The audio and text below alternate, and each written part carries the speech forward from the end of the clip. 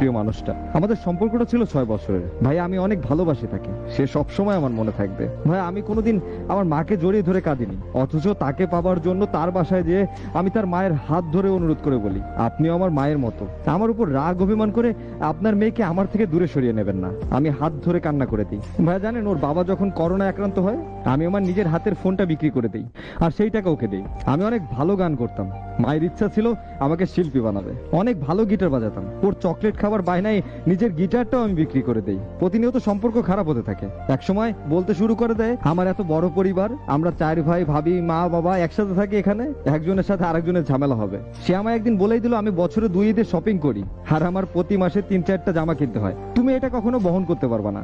অনেক কথা শুনেও সম্পর্কটাকে শেষ পর্যন্ত নেওয়ার চেষ্টা করি আমি। এর মাঝেই আমার একটা ভালো চাকরি হয়ে যায়, কিন্তু তার ব্যবহারে কোনো পরিবর্তন আসে না। একদিন তার বাবা ফোন করে বলেই দিল, আমি যদি তার মেয়েকে কল করি তবে আমার নামে নাকি সে অ্যাকশন নিতে বাধ্য হবে। জানেন ভাইয়া, সেদিন আমি কোনো উত্তর দেই নাই তাকে, সালাম দিয়ে ফোনটাকে রেখে দিই। বুঝে গেলাম আমার ভালোবাসাটা এখানেই শেষ। হয়তো একদিন অফিস থেকে আসতেই আমার বন্ধু কল করে বলে একটু যেন দেখা করি তার সাথে। তখন আমার সেই বন্ধু আমাকে জানায় আজ ওর গায়ে হলুদ। আমার তখন পায়ের তল থেকে মাটি সরে যাচ্ছিল। আমি ছুটে যাই ওরে নিয়ে আসার জন্য। আমার ভাইয়া ভাবি ছোট নিষ্পাপ ভাতিজিও কান্না করে দেয় আমার চোখের পানি দেখে। আমার সব বন্ধুরা আমার সাথে যায়, আর যাওয়ার পরে আমি শুনি যার সাথে তার বিয়ে হচ্ছে তার সাথে গত 3 মাস যাবত তার সম্পর্ক। ইভেন এটা একটা প্রেমের বিয়েই হচ্ছে। সেদিন আমার ভাইয়া একটা কথাই আমাকে বলছিল, ক্ষমতা দেখায় হয়তো আজকে ওরে নিয়ে যেতে পারি, কিন্তু ভাই তুই কোনোদিন সুখী হইতে পারবি না। আজ ভাইয়া আমার মাসে যা ইনকাম হয় তা দিয়ে আমি একটা পরিবার অনায়াসে চালিয়ে দিতে পারি। ভাই শুধু তাকে লেখা আমার একটাই মেসেজ থাকবে, চাঁদের বিকল্প কিছু নাই, তাহলে সূর্যেরও নয়। কষ্টের পরিবর্তে কেবলই কষ্ট। আমি তাকে কোনোদিন ক্ষমা করব না। এইসব কিছু মেয়ে আছে যারা তাদের চাহিদা পূরণ করার জন্য সম্পর্কে আসে, আর যখন চাহিদা শেষ হয়ে যায় ছেলেটাকে ছুঁড়ে ফেলে দিতে বিন্দু পরিমাণে চিন্তা করে না। আর যারা জীবনে এমন কিছু মানুষের দেখা পাইছেন আর আজ তারা আপনাদের জীবনে নাই, আফসোস করেন না, আর আল্লাহর কাছে শুকরিয়া আদায় করেন যে এইসব পতিতার কাছ থেকে আল্লাহ আপনাকে বাঁচাই দিছে। কারণ এরা আর কিছুদিন আপনার জীবনে থাকলে শুধু আপনি না, আপনার পরিবারটাও শেষ করে দিত। আর এইসব কিছু মেয়ের জন্য পুরো সব মেয়ের উপরই আঙুলটা ওঠে। লোভী মানুষগুলোর শেষ বেলায় কি হয় জানেন? ওই যে একটা গল্প আছে না, কাঠের কুড়াল আর সোনার কুড়াল।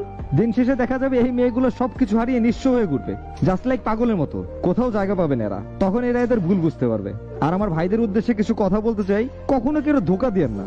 ধোকা শব্দটা অনেক খারাপ, ঘুরে ফিরে নিজের দিকে চলে আসে এটা। কেউ কখনো কেউকে ঠকে ভালো থাকতে পারে না, ভালো থাকা সম্ভব না। প্রেম ভালোবাসা থেকে খুব কম মানুষই ভালো আছে। যারা ভালো আছে তারা অনেক ভালো আছে, আর বেশিরভাগই তাদের হাসি মাখা মুখটাও হারাই ফেলছে। আর ভালোবাসার আগে একটু খোঁজ খবর নিয়ে দেখেন যে যাকে এত ভালোবাসতেছেন সেই মানুষটাই ভালোবাসা পাওয়ার যোগ্য। তো অযোগ্য মানুষকে সিংহাসনে বসালে যেমন পুরো রাজ্যটাই শেষ, তেমনি ভুল মানুষকে ভালোবাসলে কিন্তু আপনার জীবনটাও শেষ। তাহলে ভালোবাসার আগে মানুষটা ভালো কিনা, আর এই মানুষটা সারা জীবন আমার হাতটা শক্ত করে ধরে রাখতে পারবে কিনা, সেটাও একটু ভেবে দেখতে হবে। কথা আছে না, ভাবিয়া করিও কাজ, করিয়া ভাবিও না। ভালো থাকবেন সবাই, আল্লাহ হাফেজ।